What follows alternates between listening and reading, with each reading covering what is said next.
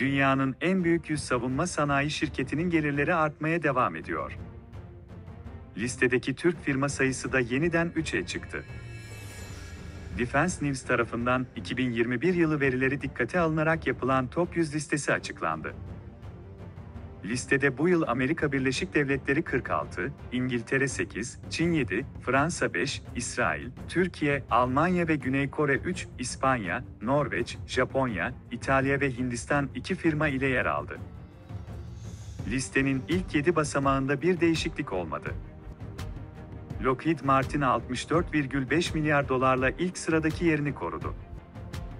Lockheed Martin şirketini Raytheon ve Boeing izledi. Listenin ilk 5 sırası Amerika Birleşik Devletleri'li firmalardan oluştu.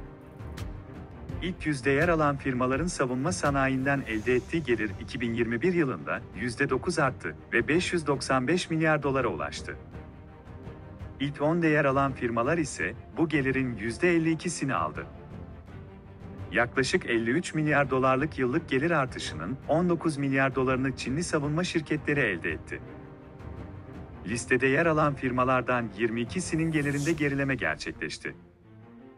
Savunma operasyonlarını elden çıkaran bazı firmaların yaşadığı gelir kaybı bu durumda etkili oldu.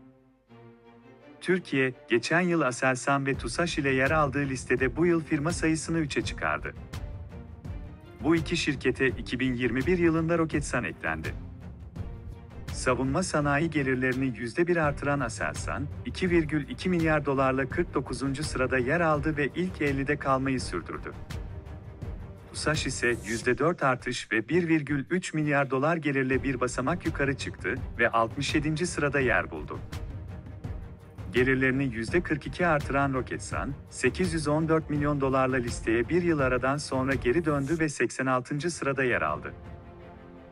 Defense News listesinde 2018'de 4, 2019 yılında 7, 2020 yılında 2 Türk şirketi yer almıştı. Dünyada en fazla ülkeye İHA satan Baykar Teknoloji ise yalnızca 664 milyon dolarlık ihracat geliriyle bile listeye girebilecek, Türkiye'ye yapılan teslimatlarla orta sıralarda yer bulabilecekken listede yer almadı. Bunda Baykar Teknoloji'nin araştırmaya katılmaması etkili oldu. Çünkü Defense News Top 100 listesi şirketlerin paylaştığı finansal bilgilerle şekilleniyor. Ülkelerin savunma bütçelerindeki artış dikkate alındığında 2022 yılında ilk 100'de yer alan firmaların gelirlerinde 2022'de rekor artış bekleniyor. Avrupa, Amerika Birleşik Devletleri ve Asya'da savunma harcamalarındaki artış bu beklentiyi destekliyor.